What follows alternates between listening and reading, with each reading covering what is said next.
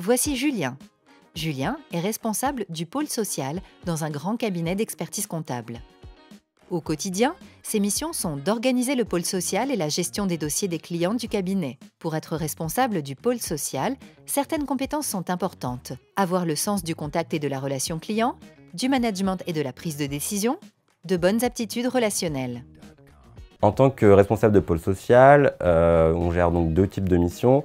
La première, c'est une mission autour de la paye et la seconde mission est autour des ressources humaines. Donc les collaborateurs paye vont vraiment gérer les fiches de paye de nos clients avec tout ce qu'il en retourne, c'est-à-dire les déclarations sociales, les maladies, etc.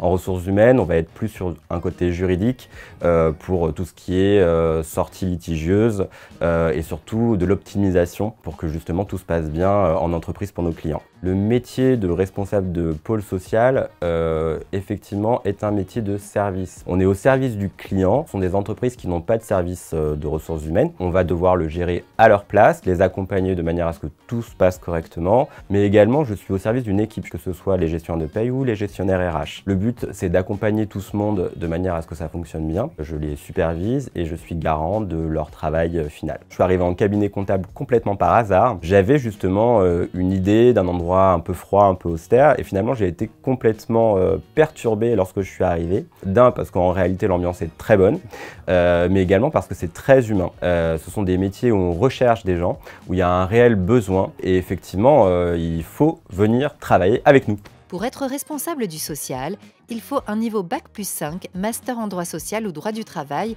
gestion des ressources humaines.